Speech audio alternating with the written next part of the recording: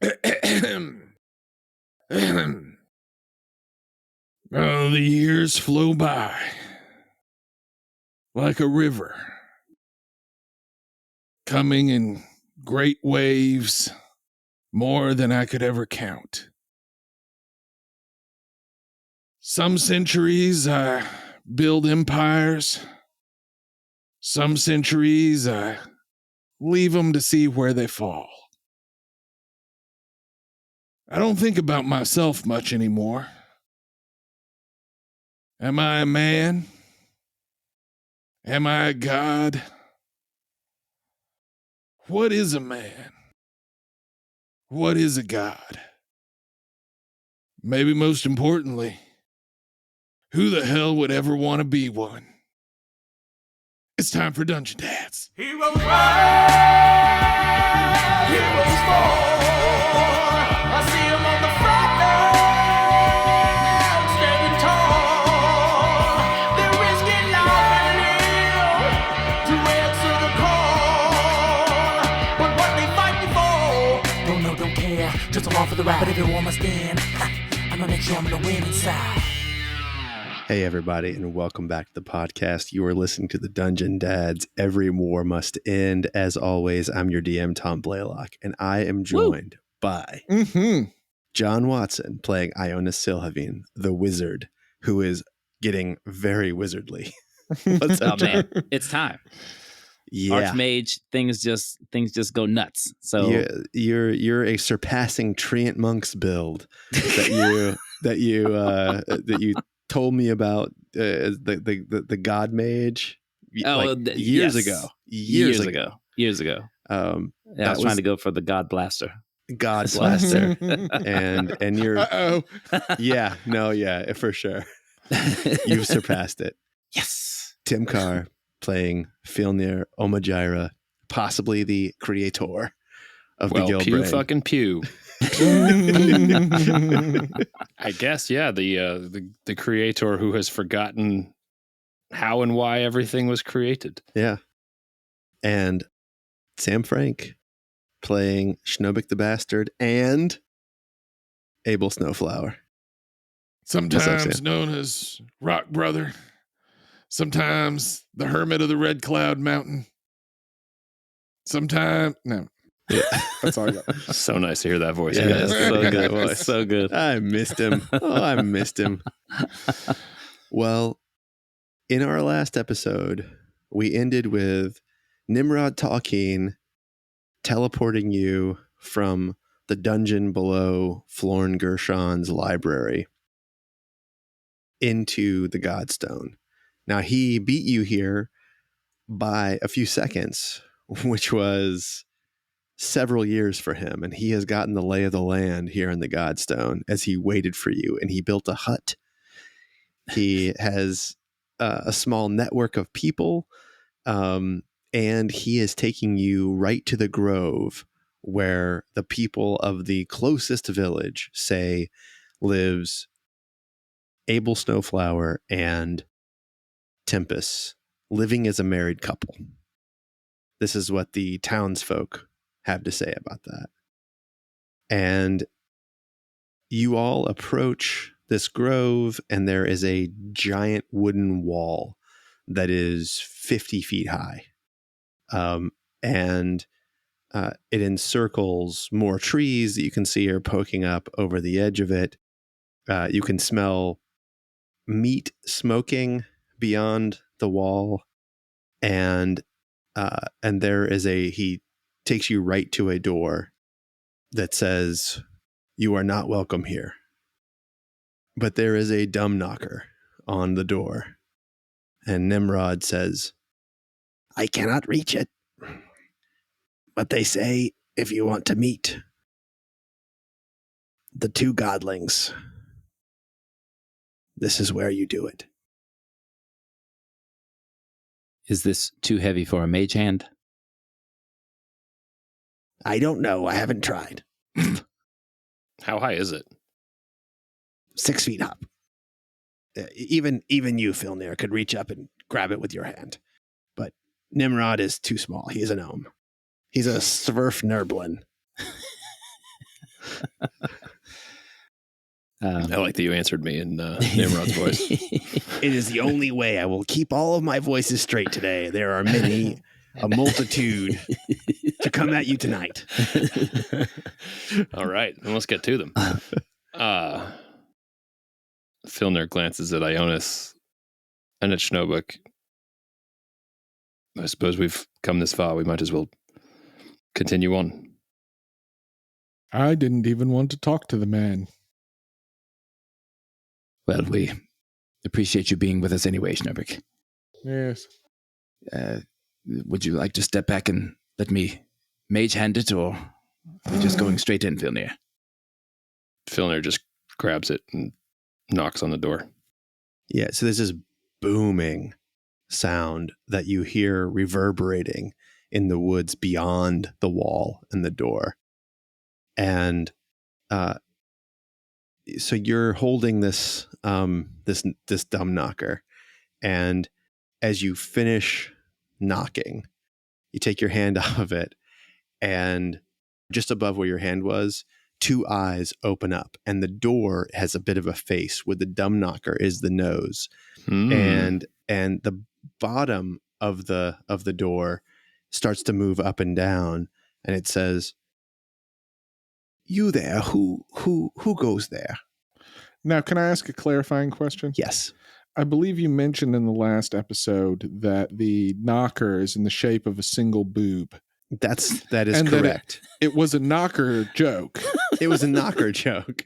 But now this face has a boob for a nose. Yes, but it turns out Okay. it doesn't. It looks a little bit more like a nose now than it did before. It's like a nose with a mole on it. A nose with a mole on it, perhaps. Yes, yes, that's right. It's a little off center. yeah. If you could only see the other door, the other side, you'd see that the other dumb knocker is a little smaller than the first one. But yeah. Okay, so the door asked who goes there? Who goes there? You four. Yes. What are you doing here? We come looking for Abel. We are former compatriots of his. My name is Filnir. This is Ionis. You might know him as Abel. Might recognize the name Jonas. You said your name is Filnir. Filnir what? Omajira. I've never heard of a Filnir Omajira. My name is Filnir as well. It's a pleasure to meet you. I've never met someone with the same name as me. Where are you from? It's a good question. Filnir might be the most common name in the surrounding villages. Is it? Well, I am from the Gilbrain. Never heard of it. Of course not. What do you want to speak to masters about? The Gilbrain. The safety of its people. Things that Abel once knew and hopefully has not forgotten. Well, you must do the necessary ritual. Oh, back there, 30 feet away, you'll find, if you can't see it, clear the leaves a bit, the leaves in the pine brush. There's a circle there, and if the masters want to see you, make sure you face those trees to the south. They will see you through those trees, and if they want to see you, then they will take you in. And if they don't want to see you, I'm sad to say that I may be forced to leave these gates and clean up the mess, if you catch my drift. I'm not sure I do. You said go to the leaves, perform the ritual, and look. The ritual is just to look at the trees so that my masters can see you.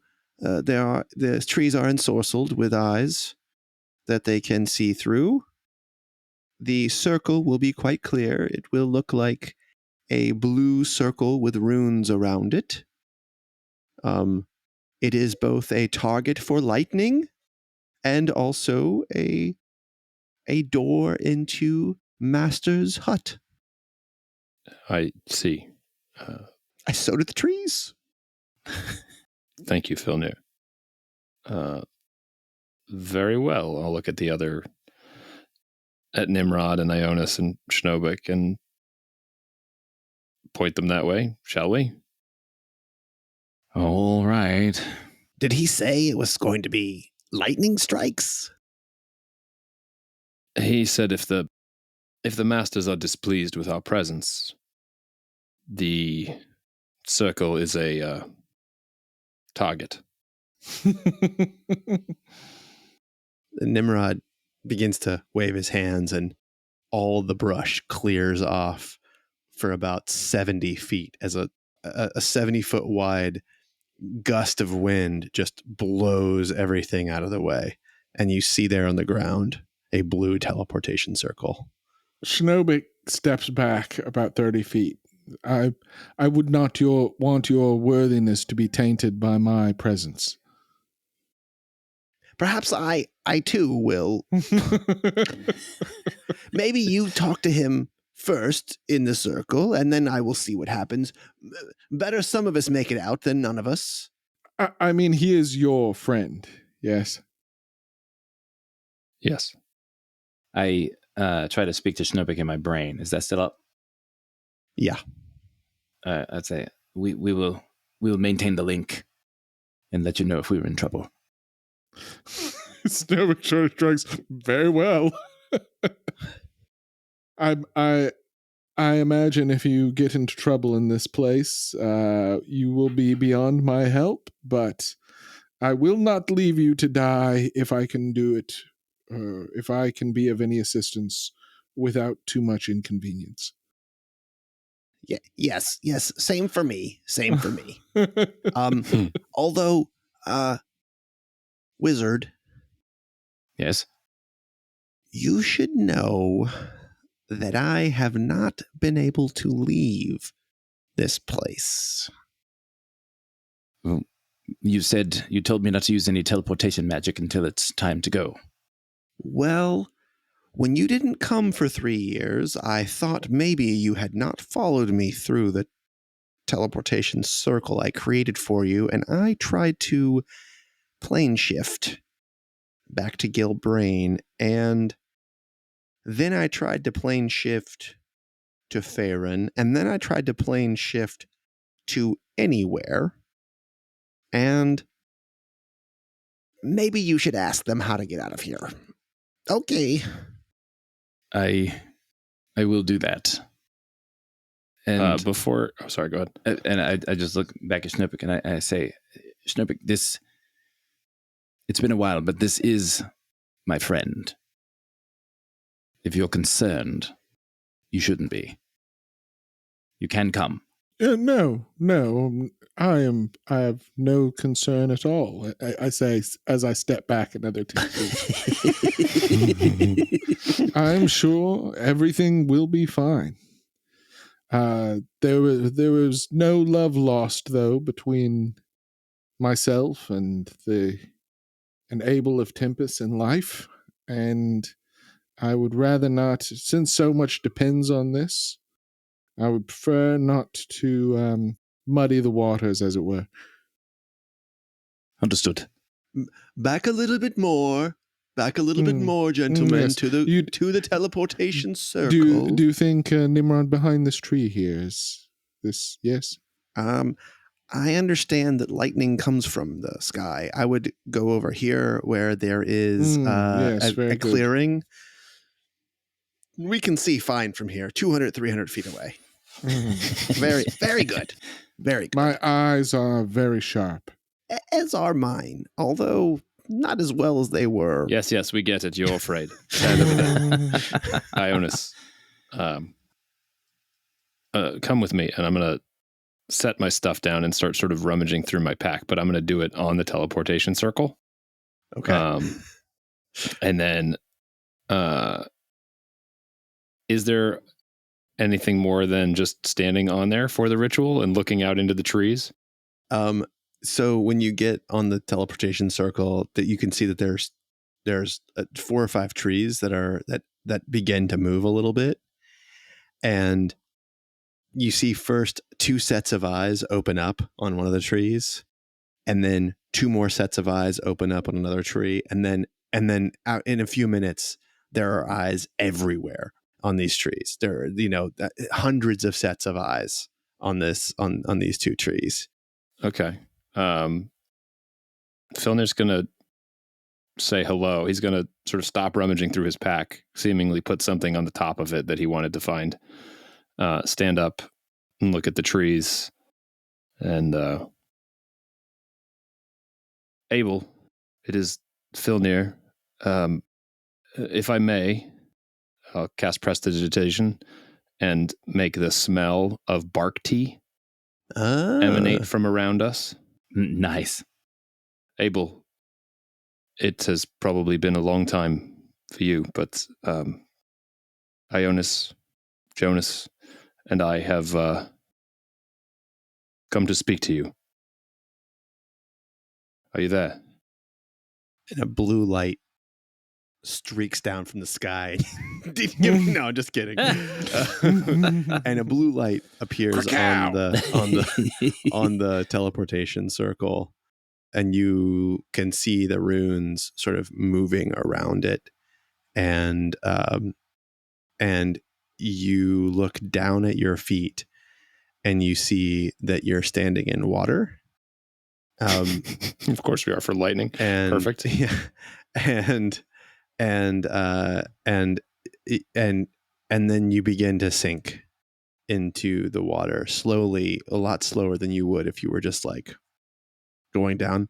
But then once you're chest deep in water, you feel that the ground has completely let go of you, and you're now treading water in this thing. You could still look around. You still see the blue light. You still see the trees. You still see the wall. So we're still there. It just seems like all of a sudden we're in a pool. You're in a pool. There. Yes. Yeah. So what happened to my stuff that I put down in front of me? Is it? It's floating on the top. You can still grab it. Okay. This is unexpected. This is not a response I quite understand. Abel, or perhaps Tempest. It is Filnir. You can swim in. Can swim in. Down and in. Schnobik. Nimrod. They can't hear you. Ionis, I suppose it is the 2 of us. Let me just grab my things and try to awkwardly close my pack and get it back over my shoulders and take a deep breath and swim down. Toward the wall. And Toward the wall. Yeah. And you're underwater, and Damn it, I cast the wrong ritual. and you're very cold now, and you realize that you are in a frozen lake, and you can look up and you can see the forest that you're leaving just above you, as though it's ice. And then, but for a fact there were, it was dirt and grass and brush there, but you're swimming underneath the thing. So, I need you to give me both athletics checks, and I need you to give me perception checks. Okay. Great. I'll do my athletics first. Cut to Nimrod and Schnobik in a now eerily quiet forest. Yeah. Sort of awkwardly standing next to each other. Okay, but before then, I'll tell you exactly what happens, because you're not going to... And Schnobik says, so do you know any good jokes? I'm not a joking sort, but I've heard a few here recently. Sorry. Oh my God. The roles that have been happening while we provided this filler. Oh my God. Okay. Our athletics checks are both phenomenal, and our perception checks are both natural ones. It is so insane. Mine turns into an 8. Mine remains 1. Yeah. Also, the die I actually rolled landed as a 20, which I think is hilarious to get a natural funny. one in the that's amazing. dice roller. Well, Schnobik, I don't think you're going to want to be joking around with Nimrod, and here's why. Mm-hmm. Because they step into the teleportation circle. Filnir puts out something in his backpack, says something about Abel and doing something, and then krakow! They're both struck by lightning, and there's just smoke coming up from the teleportation circle. And now I feel like I could really use a joke.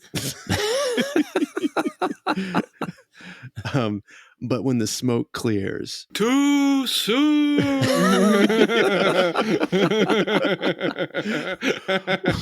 when the smoke clears, there's no body, there's no nothing there. Mm-hmm. And we'll get back to you in 1 second. The athletics rolls were a 19 for Filnir, a 17 for Ionis. Killer. Amazing. Couldn't believe it. That's a natural 19 for John because he has a -2 on his athletics check. For some reason, John has a 0 bonus. Do you have a bad wisdom? That seems out of character. Just kidding.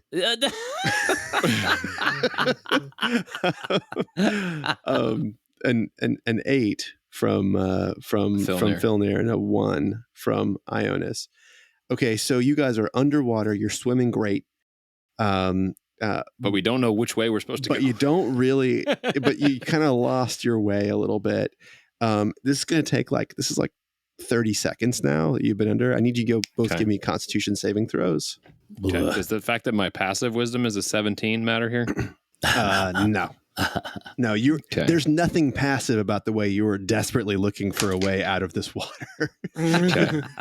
You said con save? Con save. Yeah. 14 for Ionis. Perfect. 5 for okay. Filnir. All right. So Filnir.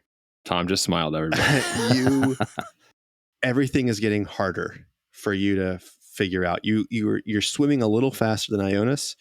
And you just are darting in a direction, and it's you and you suddenly realize, oh shit, I don't know where I'm going. I thought it was this way. Now I'm not so sure. And you're desperate for breath, and your skill checks now are going to be at disadvantage. Ionis, Right. You are still you're still okay. I need you both to give me another athletics check and a perception check. Shit. Recipe for disaster. Recipe for disaster. You could die of drowning. 13 athletics. Okay. Natural 1. 8 athletics. Wow. Okay. And then perception, you said? Yes. Oops. 25, biatch. Yes. Perfect. Even on disadvantage. 19. Perfect. No, that's a performance check. But the bonus is, so he got an 18. I got an 18. Okay, Come on. Okay. All right. So here's the deal. You both know where you're swimming. It's still about 90 feet away. Okay. You have now gone 30 feet. Both of you. So you can keep swimming. I'm assuming you still have the telepathic bond and no problem steering each other, but Ionis has caught up to you in your swim. There's a hole in the ice 90 feet ahead, and you can now make out that there's light coming down from it. Okay. Just stay with me, Filnir. There's a hole ahead. I hope you can see it. I might help. It's cold. We can do it. Just stay with me. Okay. I will do my best. Okay. It's going to take an increasing con save. The first con save was 8. Well, I can't do worse. No, the next one that's is good. Yeah. The next one is an 11. Okay. Well, I did an 8. I got my con a save. 5. No, my con save was 5. No, I'm sorry. I'm thinking of the wrong roll. Yep. Got it. Okay. Yep. And this is a disadvantage, or this is normal? Because this is a save is normal. This save is normal. Yeah. Okay, great. Con save 17 for Ionis. Okay. 3 for Filnir. Fuck. Shit. All right. So basically you're getting the effect of another level of exhaustion. Yeah. Which means this one is saves as well. So give me an athletics check to see if you get a full 30 feet on this. Can I cast fly and make myself go faster? I think fly does not work underwater. I believe it doesn't give you a swim speed. But it can make me propel myself without having to do a goddamn thing. Kind of true. Or Ionis, I just want to fly. Put your arms around me, baby. or if I can see where I'm supposed to go, Mm. can I cast Far Step? Well, they said no teleportation magic in here. Well, that's trying to leave. No, they said no teleportation They said magic at all. no Misty step or anything. teleportation. Yeah. Fuck. Oh, God. Fucking dice, don't fail me now. All right, athletics. Athletics disadvantage. Jesus Christ. Shit. That is another natural one. It's a 13 for Ionis. Okay, so Ionis, you're still swimming straight. Filnir is like he is falling behind. I'm gonna I'm gonna take out my rope of climbing. I'm gonna hand it to him. Okay, smart. I'm just tell him to grab on. I can't say any of the words or anything, but it's just normal rope.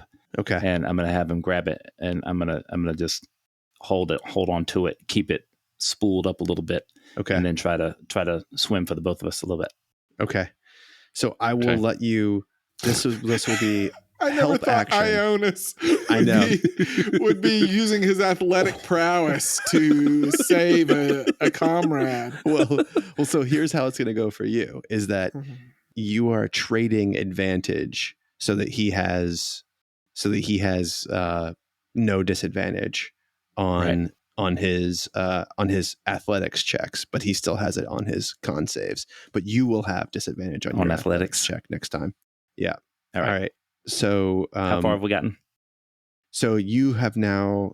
Well, if you're gonna let's say you've done this this rope trick. How long is the rope? 50 feet. 50 feet. Because I think you could take it to almost all of its distance, so you're not pulling me yet. Yeah. Right? Like the smart thing to do would not be try to swim with me with it 10 feet behind you, but to get to the other end, let it go as long as it can go, and then pull me the fuck up once you're up. I guess, except I'm not strong and you're losing breath. Yeah. Yeah. You're losing air. I'm just trying to get you to the air. But you got to get you to the air too. I do. This is like the airplane. You got to put the oxygen mask on the That's other just people what I was first. thinking. Yeah. Well, and if I get out, Or no, you're say sorry. the- You got to put it on yourself first. Yeah, That's what I you're can supposed to say it. I can say the command word too when I get out. do. Yeah. Mhm. That's true. Yeah. Which is Hashivola. No. Nope. Fuck. It is Jesus help me. Fuck. Jesus Yes. help me. Ah, man. I don't want to say that shit no more. He can't talk now. He's Didn't underwater. I re-enchant that thing yet? Damn it. All right. Yes. Okay. Yeah. So just tell me what you're going to do. I'm Are you just going to tie it around him? No. I don't have time. I'm Okay. gonna give it to him. He's gonna grab it, and I'm gonna make a dash for the hole. Okay. All right. And then he's gonna stay put, and I'll still just roll. He's going to still straight roll. swim. He's I'm gonna not still, trying to stay put. Yeah. He's Well, going to still. I'm just he's probably gonna- sinking more than swimming. I'm not pulling him along. Right. Okay. Okay. So we're going to do for you, John, you have 30 more feet. So you're dashing. So that is one athletics check, and it is getting harder. This is going to be a DC 14 athletics to go the full 30. Even with the dash. No, dash is, yeah, because your movement is halved underwater. I got it. Yep. Yeah, You're right. yeah. You're right. And it's All right. cold as well. So your dash is 30 feet. All right. Here we go. All right. That's a 13. I'm going to use the luck point. All right. Come on. 14. Okay. You make it to the hole. Filnir, you are Floundering. floundering. You're 45 feet away. You need to give me your athletics check. It's with disadvantage, Mm-hmm. followed by another con save. Here we go. 21. Nice. Full 30 feet. So you're 15 feet away. Okay. You're almost certainly going to get out of this thing, but at what cost? So con save, disadvantage. Yeah, disadvantage, DC. This is the third one. It's DC 14. 13. Okay.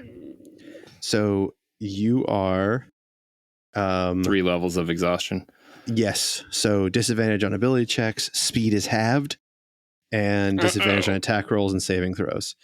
So you got to you're 15 feet away, but now even with a dash and a successful athletics check, you are going to get to the hole. Ionis, you need to give me an athletics check to climb out of this thing. It is relatively easy.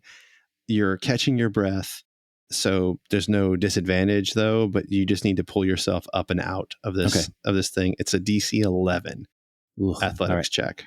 All right. Come on, dice. 13. You successfully pull yourself out. It takes your whole turn. The next turn you can start to pull Filnir out, but Filnir. It's okay. I don't die till 6 levels of exhaustion. That's right. So. You're not going to die, but it's pretty bad what happens next. I picture Ionis climbing out of that hole and just like flexing his arms. He's like, I've really toughened up over this last couple of years. Yeah, you really have. With these guys. All right, Tim. It's a mad dash at half speed, 15 feet to get to 15 feet to get your head up and out. Yeah, I'm just imagining all those movie moments where the person's like swimming, and then the arm just stops. And I'm hoping that's not what happens here. Yeah. 12. Okay. All right. So you're not going to get the full 15 feet on this one. Give me another con save. 3. Fuck. Maximum hit points halved. Jesus. Okay. Ionis, you're out. Rounded down, right? Rounded. I don't care. Round up. Round up. Round up. So I'm going to get out and say, Jesus, but does it me. change my current hit points? Are you not at full hit points? I am at full hit points. That Yes, was the joke. Yes, it does. It's like I only can have 52, but I got 103. It's amazing. All right. I'm going to say the command word and straighten out the rope, and then I'm going to tell it to move up out of the water. Okay. So Tim, for Filnir only has to hang on to this rope as it moves up and out. This is a DC 8. Are there knots in the rope, John? Did you make it so it has knots in the rope? Not. Okay. DC which 8. means yes. DC Wrap 8 around that dude athletics. in the water. Okay. Which I think you automatically make, right? I automatically hit that. So okay. If you want to make it a DC 9, I understand. No, I do not. It's DC 8. That's what the climbing is on the rope. That's what you'll do. Yeah, 13. All right. So you are pulled up and you're hacking up water, and the temperature is fine up here. And as soon as you are up and out, as soon as both of you are up and out of this thing, it's ground again, stable, like forest ground, and you're next to a path which leads to a silver building. It's about a quarter of a mile down this pathway, and the silver building is not a tower, it's not a castle, it looks like it's made of silver, and it's just flat, one story, and it's sort of in a horseshoe that is facing you, with an interior garden that you can look at and see. It looks a little bit like a French garden. It's like very manicured, and you see there are a ton of people milling about in that garden, about a quarter mile away from you. Are we wet? No. Yeah, sorry, you're not wet, and your bag is dry. Everything is dry.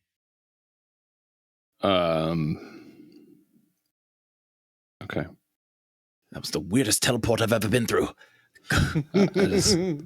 Are you all right? I feel very weak. That was the most unpleasant thing I think I've ever been through. It was so cold. Even though I'm not wet, I still feel it inside. I look forward to when we can sleep, but let's carry on. Which way? Do you know? Can you tell? Pardon. Do I see? Can any of the people hear me? There's most of them are far away. Yeah, there's a guy who's like peeling bark from a tree nearby, and he has a loincloth on. Young looking guy, and he's got a wagon full of primo grade A tree bark. Yes, you. We are looking for Abel and Tempest. Can we find them in that building there? Yep. You'll find them in that building there. You were invited in, I suppose. We were. My friend is very tired. Is He there a way looks over your shoulder and he's like dumbfounded. He says, "Oh no, they're flying over the wall. Oh geez, not again." And you turn back just in time to see a bat flying over the wall, and you see a lightning strike it out of the air and just fry it. And it, as it falls from the sky, it fizzles out and disappears before it gets there. Kunkel. Oh, sorry. Most of the birds have learned now, but what are you gonna do? Yep, you just head that way if they've invited you in. Is there a way to receive a ride? I can walk. I mean, it's not that far, man. I will be slow, but I can walk. Are you sure? Yes. It's good to rest when you can. No, it is fine. Just it will take me a bit longer. Oh, all right. Let's I take like our the time. idea that Ionis mostly wanted the ride for himself. And Yeah, only for sure. belatedly Are you sure? remembered that Phil Aren't you was tired? You can make a steed if you want, Ionis, but it looks like it's just there. I mean, Ionis is the kind of guy who would get in his car to check his mailbox. You know what I mean? Like, just in case there's a big package there. I have to save energy for running away from things. All right, if you feel, let us go. Okay. Are we still on with Schnobik? Schnobik, is Nimrod trying to send? I saw Kunkel Yeah, Schnobik, you can hear him. clear the wall. We It'd are be okay. really funny not to respond. Not unlike you either. Not unlike Schnobik Yes. either at all. It appears you were not vaporized. That is good news. Oh, you didn't see us? We just sank into the teleportation circle, into some water. No, I saw nothing but a lightning bolt and a smoke cloud. Then we will try to find you another way in. I don't recommend that no, route. we're doing just fine out here. Very well. And except Nimrod is not doing okay. do you know what happens to a bat when it gets struck by lightning? Same thing that happens to everything else. Same thing that happens to everything else. We just saw one get struck. That was Kunkel, was it not? Was Oh it? no, Or was that Yeah, Nimrod? that was Kunkel. Yeah. Yeah. Yes, it was Kunkel. I fear the poor beast will soon give up Nimrod Tolkien if he keeps sending it in, but who knows what bonds between gnome and familiar. Well, tell Nimrod we're fine. Oh yes, I will definitely tell him. He won't. Yeah. Oh, Schnobik, we should leave now. Kunkel is gone. Kunkel is dead again. It takes me an hour to bring him back. Wait a second now. I can just say this out loud, right? Yeah. So they can't hear me. Yeah, they can't hear you. No, I said, well, I've heard from them. They are inside. So we needs must wait a bit longer. Oh, Well, And to be frank, where would we go regardless? We cannot leave this place now, as you have mentioned many times. well, the village has quite a tavern. Oh, well, yes. I see no reason why we couldn't go there. Shall we then? I'm actually quite hungry. Well, shall we go in style? Yes. And I'm just going to say to Ionis, try to give us about an hour's warning before you come out. If you can. If you feel as though you are about to be ejected, give me as much warning as you possibly can. I must prepare myself if there is to be a battle. All right. Just stand by. I was warning. I can't believe this. Signs off. And Nimrod says, "What is your favorite flying animal?" Well, I suspect you might curse me if I say anything other than a bat. Perfect. And he casts polymorph on you and him at the same time, and you both are turned into bats. And I'm actually quite familiar with this. yes. And you begin flying to town, to the tavern. Okay, back inside the Tempest Wall. So you guys are going to walk to the Silver Building. People who are out in the garden are it's a weird bunch. They have incredibly high quality loincloths that are sort of fine white silk. The style aesthetic is definitely high Abel. And there are even people playing the 3-string guitar, also known as a shamisen, and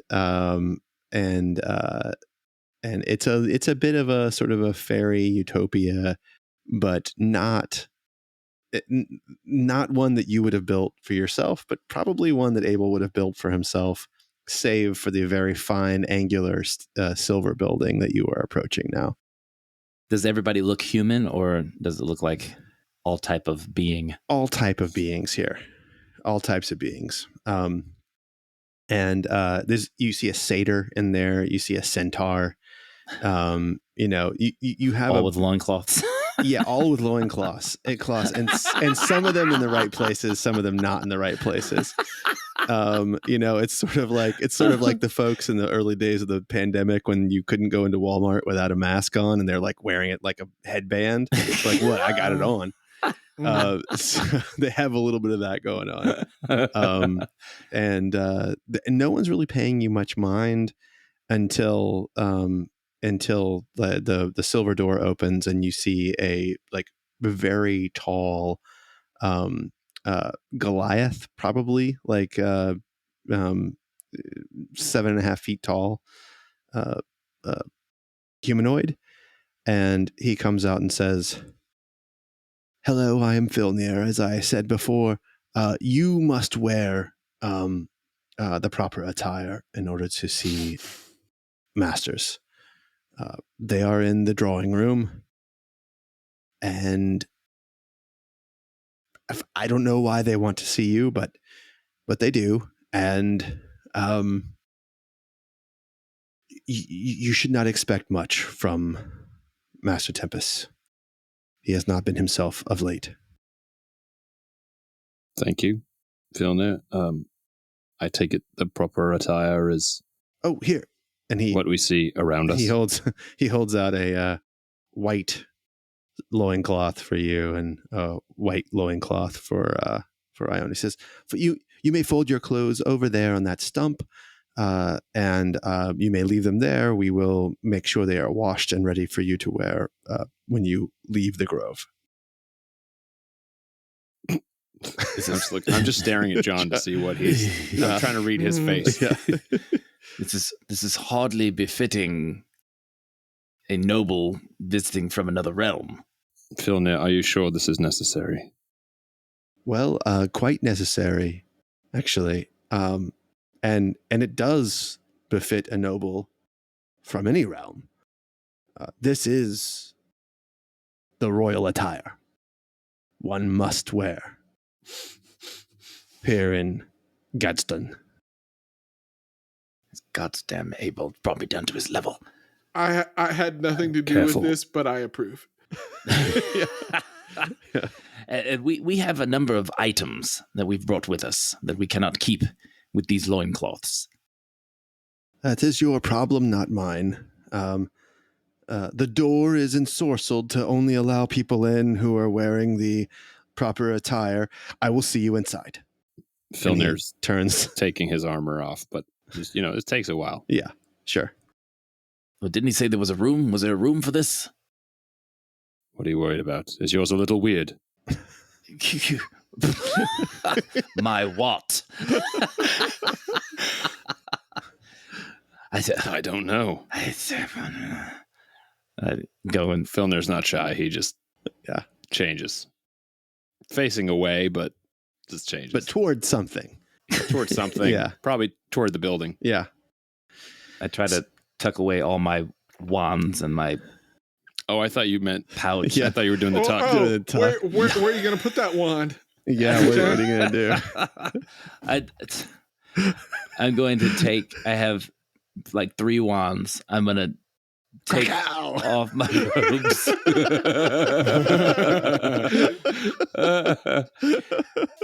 I just saw right along. Black hammer.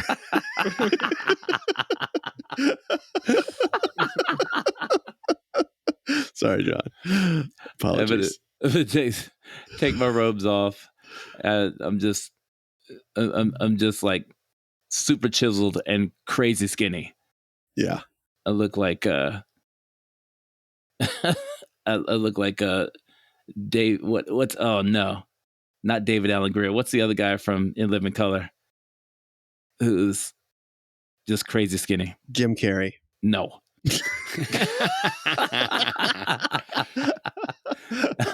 Anyhow, I take my robes off, super skinny, kind of chiseled now that I've been, out campaigning, but just not looking like anything. I try to wrap this loincloth. It's like I have to wrap it around like 2 times just to get it to stay on. And I try to tuck my wands into the loincloth. Perfect. Yeah, Filner's going to shoulder his backpack. This old man comes almost out of nowhere and picks up your purple robe, John, and he immediately puts it up to his face and sniffs, gets a big sniff and goes, "You are adventurers. Is that right? Are you adventurers? Have you fought in any wars? Have you fought in a war recently?" Currently. "Oh, it smells like a man at war. Come this way. You enjoy that war too much." "I do indeed. Come and regale us with your stories of slaughter and mayhem and all the fun things. This way." Oh, it's Tommy Davidson. That's what I look like. Yes, perfect. Yeah, he was skinny. So this old man leads you in to the silver building, and the silver building is just basically empty. There's a couple of couches in there. There's no one else in there. Filner is nowhere to be seen, and then you see not me, the other. Yeah, like the other Filner. Filner. This is not confusing at all, Yeah. Tom. It's already Filner terrible. Snowflower. There is a rough-hewn pine chair that is obnoxiously large, and Abel Snowflower sits in it wearing a brown leather loincloth. And the chair is so big, and even though he's a tall human, His legs are dangling down, and he sits holding a book, and he's reading there. And the old man leads you in and says, Abel, the adventurers are here. The adventurers I told you about. They came. I knew I smelled adventure on them and war. They smell of war. Yes, yeah. Take it easy now. Take it easy. Yeah. Don't cream your cloth now. Where was I going? Oh, well. And he drops all the things and he goes and sits cross-legged next to Abel. Abel's going to hop up from his chair. All right. And I think he's sort of still mostly, I mean, he looks weirdly to you guys, almost identical to the way he did. Maybe a little buffer, maybe a little bronzer, and maybe a little older in the eyes. There's something a little uncanny about him now, and just the way he sort of takes an extra moment before speaking or sort of looks at you a little sideways, like he's seeing through you. And he says, now, I would say by the cut of your cloaks when I saw them that you're from Arathar, which means you made the ocean voyage. So already right there, your need must be great, and most people can't find the grove unless their need is great. And you swam the passage, so you must want to see me real bad, which means this story is probably going to be good. Abel, they could want to see me. I'm here too. Well, that's true. Unless they have a real bloody story, though, you're going to get bored 5 minutes in and go wandering off for something to eat. Do you have a bloody story for me? You smell like death. We have many stories. Tempest? Yeah, that's my name. You can wear it out if you want. I love it when people say my name. Say my name. Say my name. Say it. Abel used to say Tempest all the time. Yeah. Still do. Maybe a little more than I'd like. I am sorry. What? Ionis. You're the Abel. It's Jonas and Filnir. You don't recognize us? And Yes, you're Tempest? well, I saw you at the front. Now you're a Jonas there, and then and Filnir. Abel, pardon me. Mm-hmm.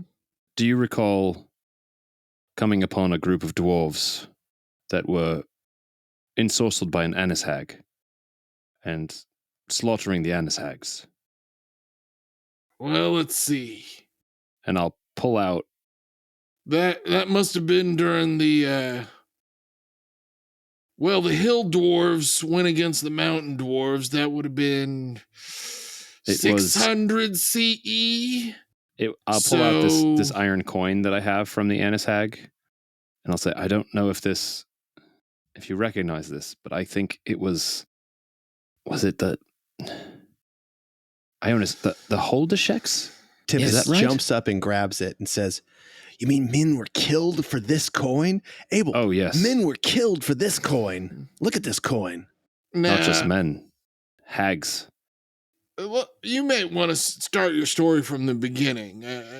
It's been at least a century since I was sort of directly involved in the affairs of the individual men. So if you're remembering somebody in your lifetime, chances are it wasn't me. At least not me directly. Could have been an avatar, maybe a vision. Before we start, can you tell us what CE means? It's just the common era, which is whenever we start the calendar over. Yes, Ionis, let us remind Abel of our adventures together.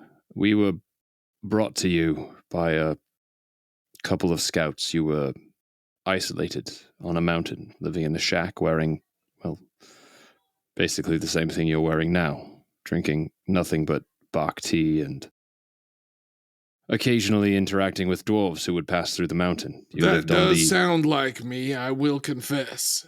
I'm gonna You lived while on- Filnir's talking, I'm gonna send up a minor illusion picture of us Red Cloud meeting Mountain. in the hut for the first Okay, time, and nice. Red Cloud Mountain, Abel with the dwarves. As many of these images as I can remember. We met you on the side of the Red Cloud Mountain in a land called Gilbrain. And we became an adventuring party together. And this was in Erithar? Tempest. Yeah. I haven't been to Erithar recently, have I? It's been so long. Actually, listen, I'm thinking now. Do you remember when you came here to join me? Yes, I was about to say, this may have been When there was before you nothing and here. Tempest When met. there was nothing here, Abel. Yes. But that was many thousands of years ago. Yes, it would be. Your time works differently than ours. For us, it has been less than a year. Weeks. Long weeks, to be sure. We are still mourning your loss where we are. I have this. And Filnir puts his backpack down and reaches in, and perhaps this will remind you. We went to a place called Robert's Gift, where thousands are slaughtered anytime a new king, and I'll look at Tempest, kind of knowing this will pique his interest. Yeah, he's super excited about this. Every time a new king of Hark is crowned, they destroy everyone on this plateau, but this was something we found there. And I'll pull out the Snowflower spellbook and show it to him. Well, this is very strange. Tempest, wouldn't you agree? Very strange. Strange. So strange. Abel, this is teachings that came from you. Yeah, You were well, yes, Abel of Rock course. Brother, Abel Snowflower. These Yes. are from your life before you came into Gadstone, Do you... the Godstone. And at this point, Abel's just sort of ignoring them and talking to Tempest. Do you think this is some kind of epigenetic phenomenon? They have elements of the creation myth, and yet there are variations on it that even I haven't heard. This is certainly not canon in Erithar. It's possible. It's impossible that this would be the Filnir and the Jonas, right? Like, Why do you say it's impossible? Right, because they're not even. I mean, Well, they're much shorter than the stories say, first off. But right? This I believe. What else would it take to prove ourselves? You have to understand, this world here was born in a explosion of creation and has been built and maintained for so many years that everything that happened before that is comparatively in the blink of an eye. And the stories that you have heard in your land of the creation of this world and how it was achieved, at this point, they are the same stories that I have heard for centuries and believe now myself. It's hard to even fathom what the truth of them might be. Abel, They change, they evolve over time. I'm sorry to interrupt, but the stories, as they are here, are not stories where we are from. We have not heard them. We have lived them. And you live them with us. Let me bring to your mind one more memory, perhaps your final memory on our land. We went into a mine near a town called Lake and Hearth. And in that mine there were orbs that you could control with your hands that brought light in, and an illithid. And before Jonas and I knew what was happening, you had transported yourself through rock, through all of the distance, and you were right up in the face of this illithid, and it, well, you called on Tempest for help, and Tempest, I'm sure you did everything that you possibly could to help him, but the illithid pointed its tentacle, and a green flash of light came from it, and you were gone. Tempest stands up at this and says, Abel. And a dark clouds, you can see suddenly it is getting dark outside. Abel, I wet myself. Tempest, hardly the time. Sorry. And he turns back to the two of you. This I remember. Who are you? Where do you come from? This is what we've been trying to tell you. It is us, your friends. We come from the Gilbrain. We come from the realm that houses the Godstone. And the Godstone is where you are now.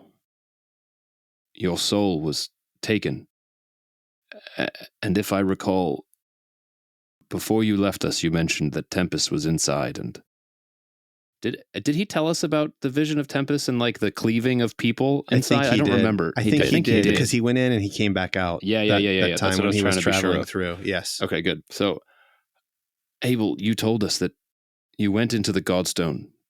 It was an ability that you had to move through the rock, and inside you met Tempest, and Tempest was wandering back and forth, just cleaving men in half, delighted by the ability to just split them in twain. Before your demise, that was what was in this Godstone, was Tempest, and he was trapped here. So he sort of looks you up and down. He's like, all right, you want to talk? Let's talk. Filnir and an Ionis show up. It sounds like the beginning of a bad joke. Filnir, I believe, is the third most common name in Gadsden. Ionis is the fourth, although if you add up Ionises and Jonases, they probably pass Filnirs. But why do you think that is? Because they figure Filnir and Ionis are two of the most important characters in the creation myth of Gadsden. And if I understand correctly, you two are claiming to be the demigod Filnir and Ionis in the flesh. Is that what I understand? Well, demigod, I mean. He was talking about me. Yeah. Yes. Abel, the Ionis thinks he's the demigod. Now, the version that you are telling is admittedly less popular these days. As the kids might say, it's an older myth, but it checks out. It is not a myth.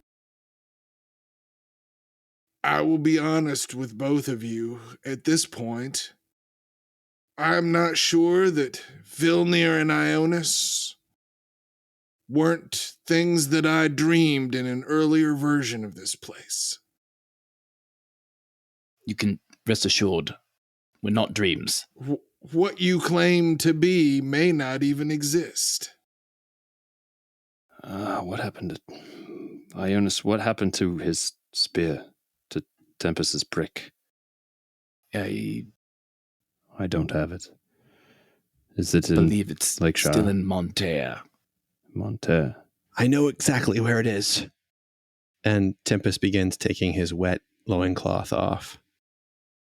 And he reaches at the chair behind Abel and he produces a giant warhammer. And he's now naked as the day he was born. And he turns to you and says, "Someone's been playing with my stone." Someone's been playing with my stone, and he's got to be stopped. That's it. This is why we're here. Do you remember the name Grumsh? Who's going to be playing with my stone today? And Abel looks at Tempest. Now that is a name I have not heard in a very, very long time. You charged yourself with putting Grumsh back into the stone. Do you remember? To set me free, Abel. To set me free. Abel takes a very long look at Filnir and says, "What was the last thing I said to you?"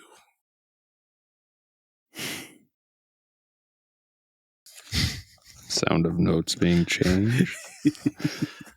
I don't even know if I wrote it down. You told me to protect Jonas. And he turns to Ionis. "And what was the last thing I told you?"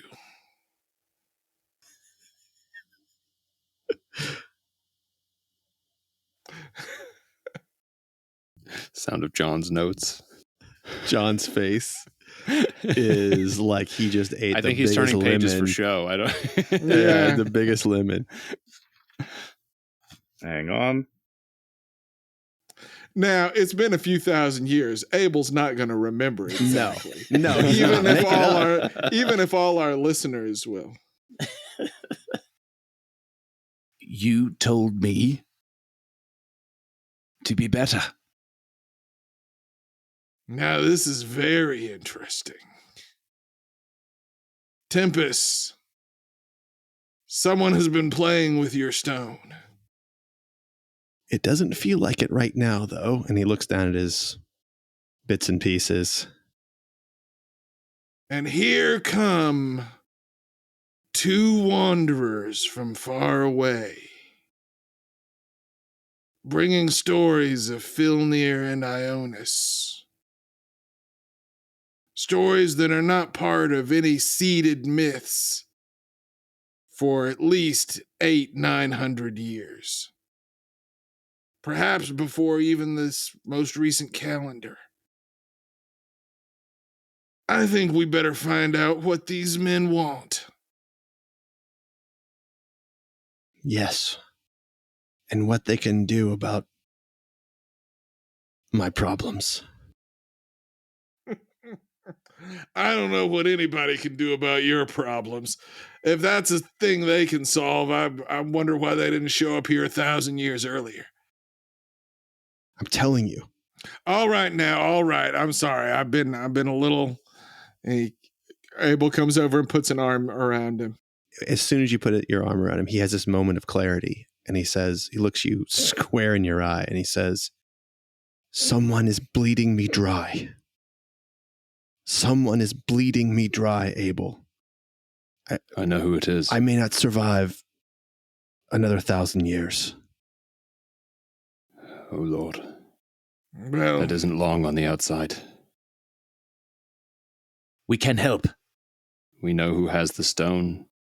We know he is using it. And we mean to separate him from it, but you must do everything you can to resist, to not let him pull the power from you. It is devastating. You are so powerful.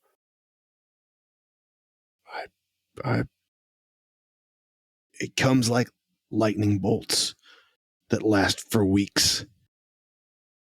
this has been happening for the last 500-600 years. At least. It Where's has my been loincloth? Where is it my has been loincloth, a- Abel? Challenging era, to say the least. Here, Filnir, bring him a fresh loincloth. Already on it, sir. And Filnir comes and wraps him up, and Tempest looks at you all and says, "It's like I'm a baby now, constantly coming in and out." I have chopped fresh wood for the fire. Sit beside it and gather yourself. You're good to me, friend. And I always will be.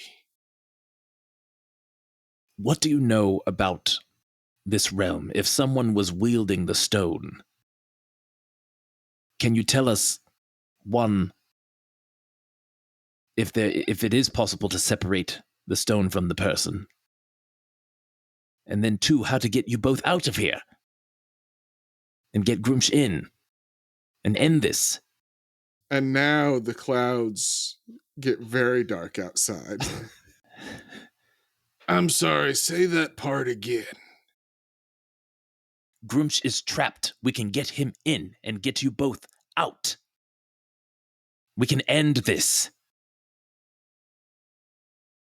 You are threatening to unleash the demon Grumsh upon the entirety of Gadsden, of which I am the sworn protector. You'll have to forgive me. None of this is what we expected. You were charged, and then you charged us with recapturing Grumsh, and bringing him here. I find it odd for you to turn up on my doorstep and then say I am to meet your expectations.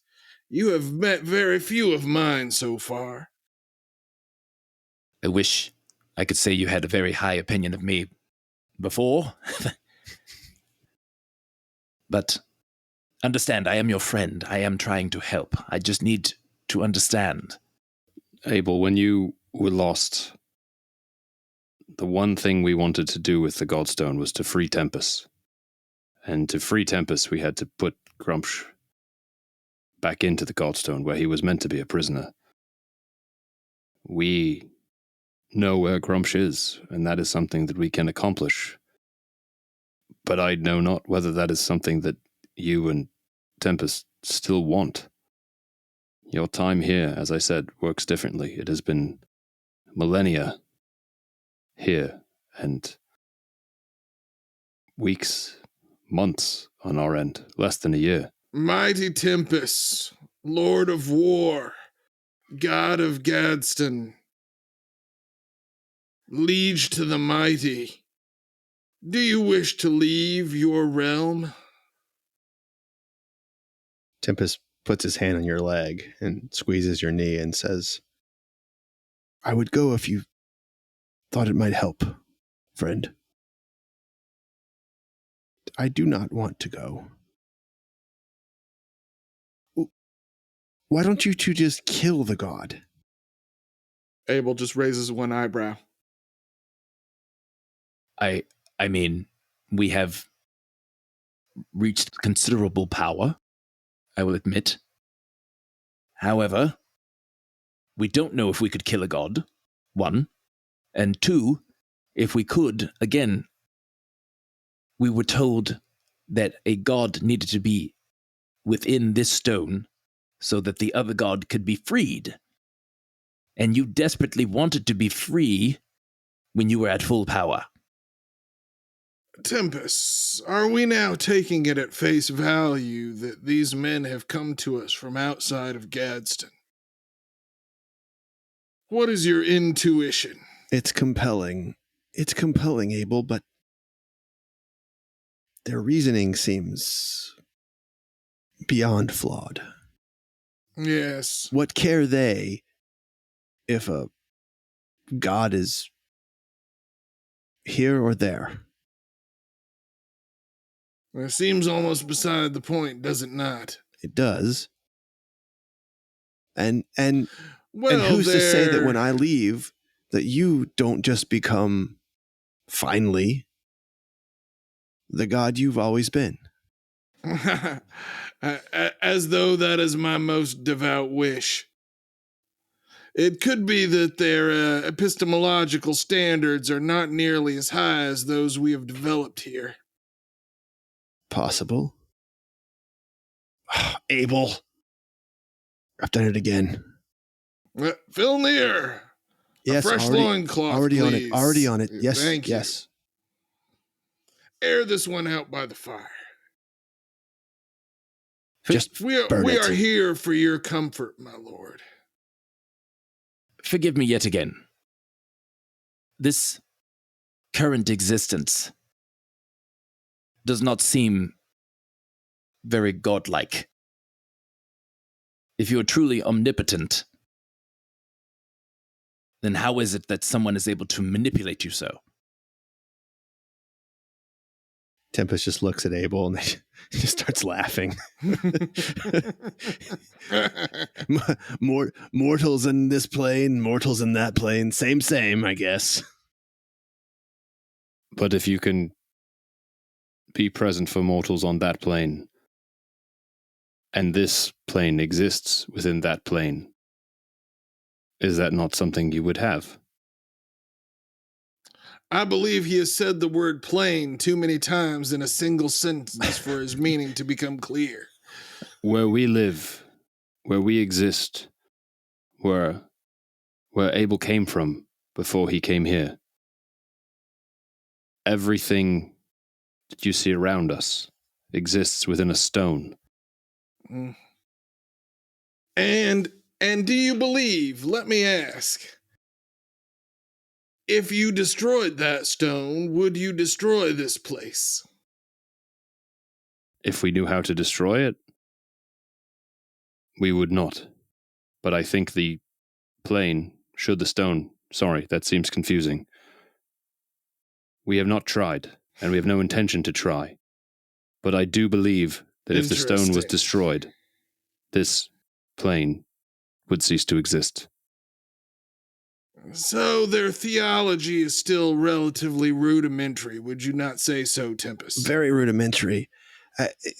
Thinking that planes are held in items is ludicrous. Absolutely ludicrous. Although I will say the implied hierarchy of their statement certainly explains their attitude in coming here. For sure. Magician. You are a magician, are you not? He's pointing at you, Ionis. I believe wizard is the proper term. Okay. So, magician, God damn it. you understand that we have outlawed all magics that teleport you from one place to the next. I have heard this. You understand a lightning strike comes the minute you begin to cast any of these things, yes? I was not aware, but thank you for telling me. Yes. So, if you truly are from another plane and you are a student magician, as you say that you are, what is it you need in order to transport yourself from one place to the next for over great distances? What is it you need? I need my book. I need to have knowledge of the place that I'm going. But even better, what's the thing that you can really use to get right where you want to go? My will? Abel. This can't be the Ionis. He sees you as a god, and therefore he seeks to read you metaphorically rather than literally. Ionis, do you need any components to your spell? Well, a few, depending on the spell. Would it not help to have a piece of that place with you? Depending on the spell. Sometimes. I'll show you this. I have this tuning fork. It has to tune to the plane that I'm going to. I'm not going anywhere. But if I get the right tune for that plane, Yes. right vibrations, then I will end up there. If I'm on the same plane, then it helps to have knowledge of the being that I'm teleporting to, or a bit of that area, yes. And so what makes you think this rock is the place and is not just of the place and is a key or a hole or a door or any one of these things. With all due respect, Tempest, if one thing was representative of or the entire embodiment of from the outside, it would not seem different. He stands up. He stands up from the fire. A plane. We cannot see a plane from another plane. Well, congratulations. You've just updated yourself to the theology of the Eritrean monks of the 3rd century. And then Tempest stands up from the fire and holds a fist right next to your face. It's only about an inch away. And he says, "Now, don't flinch." And he punches you full weight. Who's you? Oh, sorry, Filnir. I'm looking at you, Tim. Sorry, Filnir. That's fine. He punches you full weight, and you are knocked the fuck out for a moment. And you see stars and contrails. And when you come to, he's holding the palm of his hand up in your face. And he says, "I want you to look close now. Take a look at these planes on my hand." This is what we call advanced pedagogy. and you see, first of all, the strands and strings of the gill brain coming out from a tiny little speck on his hand and stretching into your backpack and beyond. And he says, "Go on and touch it." Touch. I can see where. I know what you see. Touch it. We are here. And it's like a spider web. And when you touch the part of your hand on the spider web, bends to you, and you hear a million voices in your head. And he says, "My hand contains a multitude of multitudes. You are just a speck in a speck in a speck.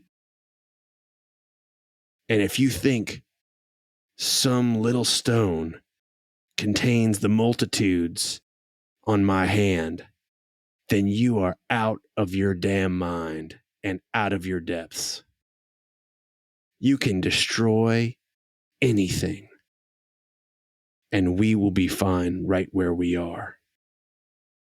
These men do have some power, because that is more like yourself than you have been for half a millennium. Feels good. So, Tempest, do you see a stone within my head? I see a stone in everyone's head. Ah, yes. But do you see the connection between the spot where I pointed on your hand and the stone in my head? They really did a number on you, didn't they? Here. And he puts his hand an inch away from your face again. And he looks over at Ionis, and he just grins a big toothy grin and knocks you the fuck out again. And Ionis, you see him, his fingers become ethereal, but not his whole body. And he reaches into the face of Filnir, and he begins to scoop out, and he scoops out a tiny little pebble. And Filnir, you come to, and he says, "Give me your hand, godling." I had a different idea. And I'll put my hand out. And he drops the stone on your hand, and he smashes your hand to the ground, and then shoves your hand into the fire, and your hand begins to burn. And he says, "Stay with me now, godling. Stay with me now, godling." I'll be damned. And he looks back at Ionis, and he says, You don't pull that wand out, or I will crush your skull, human. My hand's on it, but I am frozen. I mean, this is Tempest the god, and he just stuck his hand in Filner's head. I have no idea what the fuck. And he yanks Filnir's hand out, and he says, "There you go. Now, does your hand contain multitudes, godling?" You look at it. And you just see a little string, a little spider web, a little tiny little speck on your hand, and it stretches into your backpack, and it stretches to Ionis, and it stretches back to Abel's hand, and he says, "We all have this. You don't have to be a god to see the multitudes. The thing that makes you a god is not giving a damn." And then Abel walks over and he puts his hand out to shake Filnir. Filner will take it. I can't say for sure who you are, if you are who you say you are. But it is very interesting to meet a fellow creator. Filner's feeling like a dog that's just seen its family for the first time in like a year and a half. Like, if he had a tail, it would be going crazy.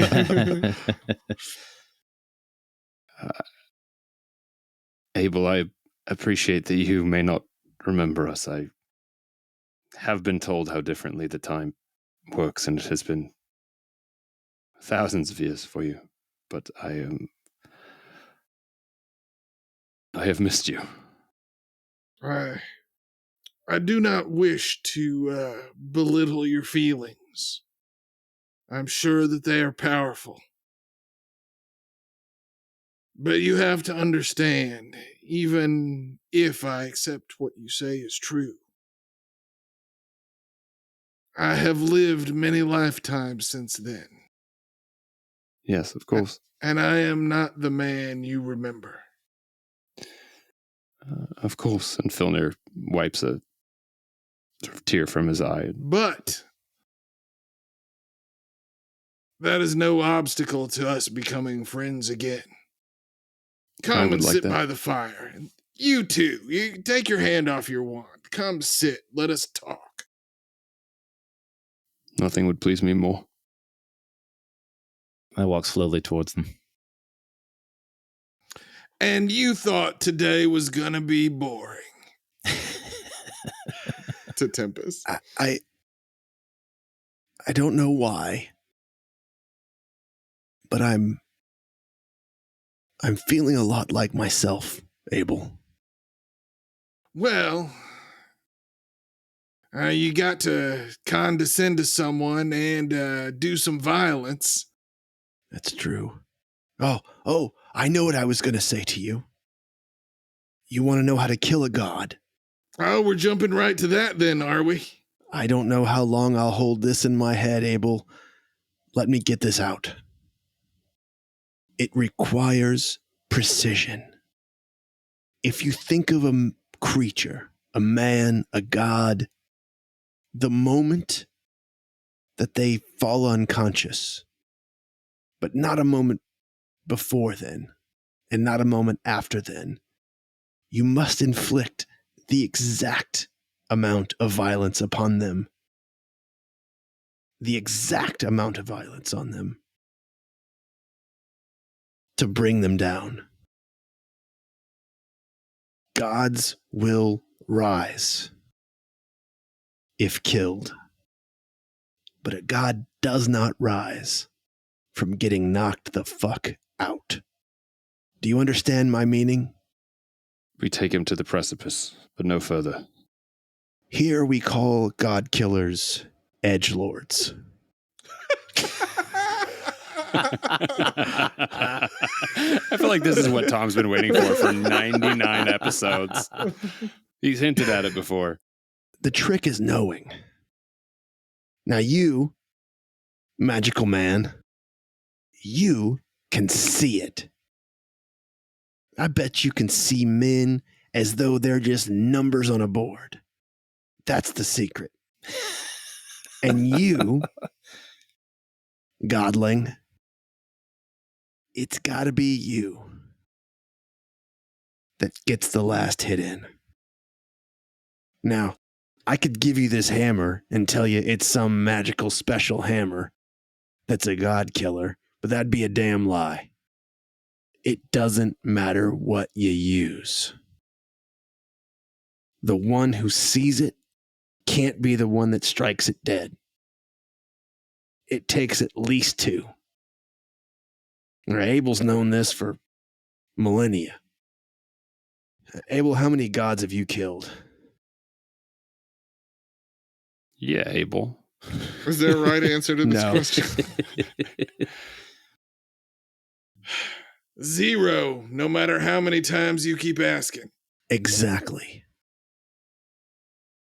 I've killed 0. You just knock them the fuck out. And they can't get back up. Now, after you knock them the fuck out, you bury them. You put them deep underground where no one can come by and give them food or heal them or any of that stuff. And some of these gods have clerics who are just looking for them all the time. If you can make a god go away long enough that there's nobody who remembers they existed, the last person that remembers them, when that person dies, that god is dead forever. Thank you. I think I'm beginning to understand. It saddens me that the two of you should remain here for so long. Only room for one god in Gadsden. Only room for one god anywhere. Worlds rip apart when there's more than one god. A truer truth I've never known. Have you two have had any run-ins with Ehi? Not a god. Not a god, you say? I know your realm that you're talking about.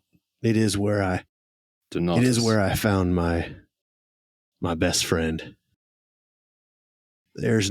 While traveling the multitudes? There's no god but one in your realm. Now, if you kill a god, that creates a pretty strong vacuum. Nature abhors a vacuum. That's right.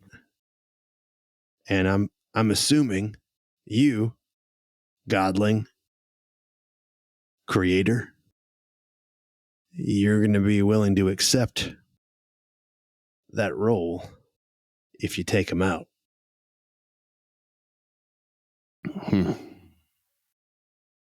So, taking out Grumpsh. I see. Now look, Tempest. Look at his face. He still gives a damn. He still gives a damn. I mean, you've been a creator for what?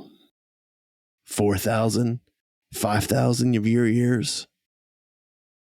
I mean, it's a little inspiring. I know not to your eyes, but to mine. We apparently have more in common than I would have thought. 5,000 years? Why is it that I only remember 30? Abel, it sounds like... Well, that's your business. It sounds like he pulled an Era 2. Oh, yep. I did one of those once. Yep. You know, it's... you got to come to terms and you got to find a purpose. And a good friend doesn't hurt. But I found friends. Well, good for you. Good for you. How do you let go of your friends that you find, knowing that they will not last? Well, I mean, find you one that lasts. And he hooks a thumb over his shoulder. Yes, yes, of course. I mean, you certainly, if you're going to be the god, then you want to be good friends with the creator for sure. I mean, the realms that I've seen that don't work are ones where the god and the creator are at odds. I hate to tell you, sometimes that's this realm. Well, at times. Not for a while. Not for a while. I joke. I'm having trouble wrapping my head around. All right, let me give you the short of it then. Either make friends with Grumsh and become besties with him, Oh, God. or kill him, become a god, and if you like this one so much, make him the creator. Oh, shit. I could do that. Well, sure, there's very few good reasons to be a god. That's one of them. The God creates the creator. Yep. Ionis, I feel like I had a friend that somehow ghosted me. Tempest, you said you know the realm. Remember it? What was this realm before Filnir messed with it? Shit. Like actual poop. Yes, Filnir. Yes. On it, sir. And he comes and changes out his thing again. This is too much. It sucks being trapped in a body like this when you got your mind. I don't keep track of the gods in all the realms, but I know that Donatus was once the god of your realm. But no longer. Well, if you got Grumsh and you got Donatus, I mean, expect the whole damn thing to fray apart.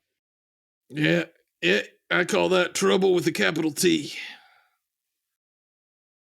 So are you saying we have to knock them both out? Well, if you got two, you can only have one.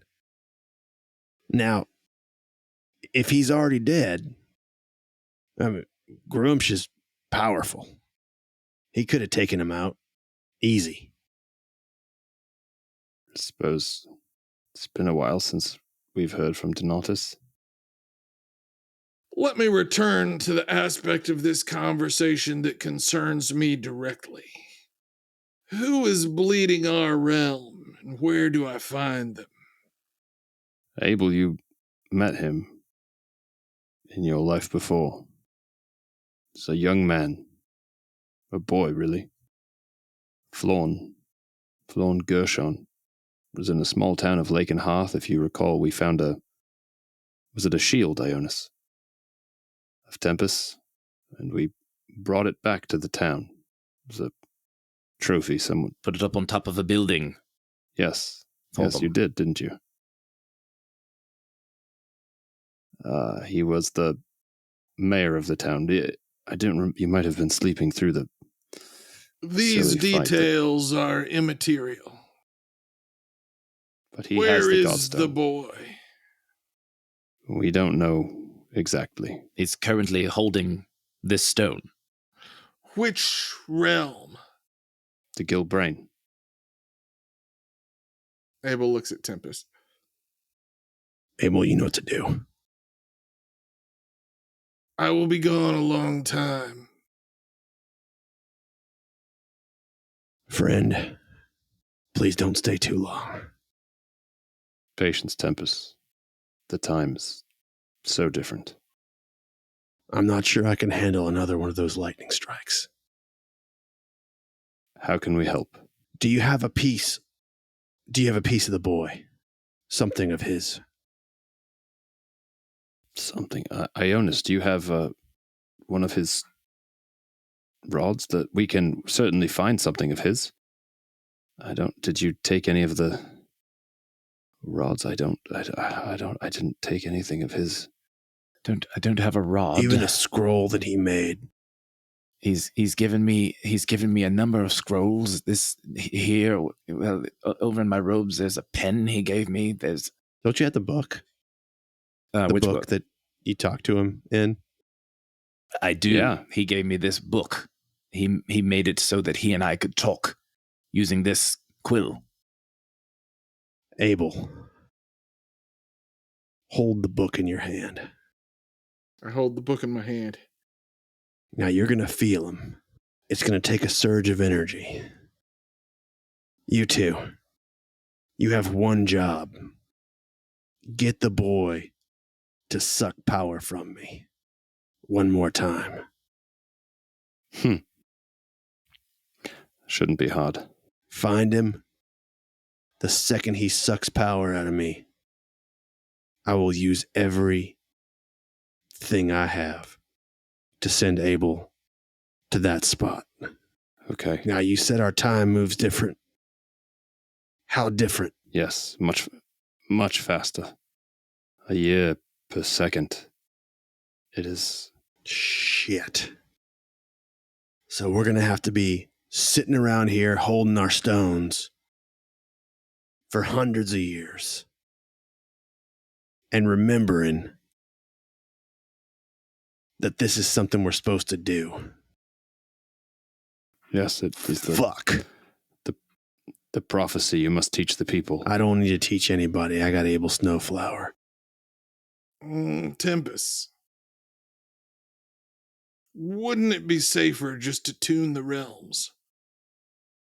Yeah, I suppose. We got a tuner here.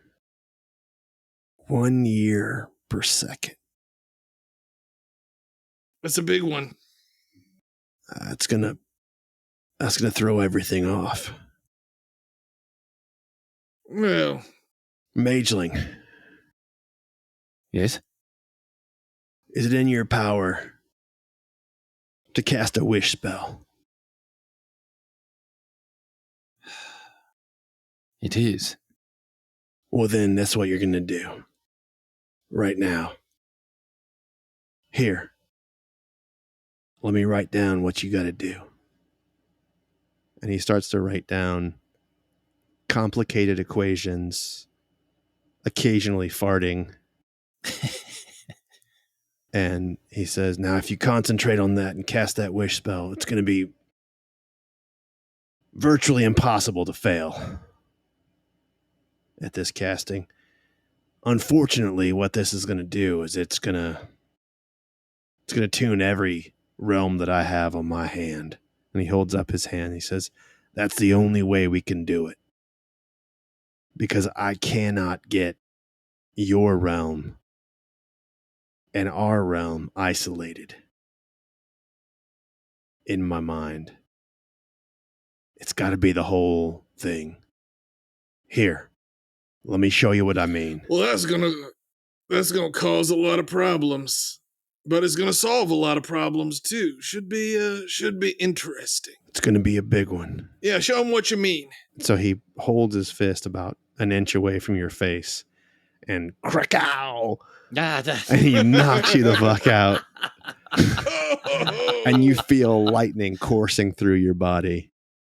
And you're not even really awake yet. And he is holding you with his hand full around the back of your head, holding you on your feet. And he says, come to.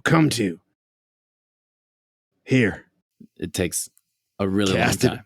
Cast it on my hand. And so I'll clasp his hand and then cast the wish spell. All right, wait, don't roll yet. You're going to have to roll a 25%er. But that's where we're going to end episode 99 of the Dungeon Dads Every War Must End. We're going to wait to find out if this spell goes right. It's going to be fucked up. Did you say 25%er? It's going to be fucked He has a up. 25% chance of messing up this spell. Oh, okay. I thought it was the other And way maybe around. never That's good. casting the That's wish spell What, again. what is the roll? Mm-hmm. What is the actual roll? And we're going to follow the rules of D&D. 33% chance. That you are unable That to I'm cast unable the to wish cast spell the wish ever spell again if you suffer ever this again. stress. Woo. Everybody read up on the wish spell before we cast it next episode. Yeah, we'll have a whole bonus dedicated to Wish, Yep. it sounds like. Right?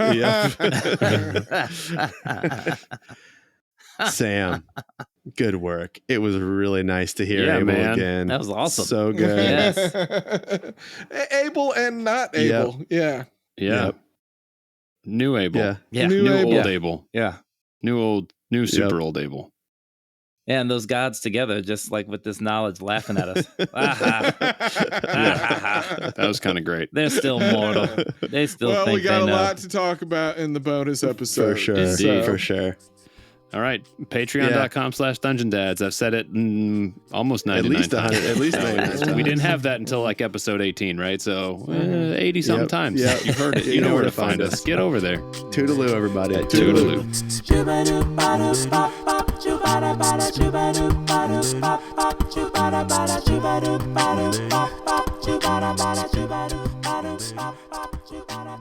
Toodaloo.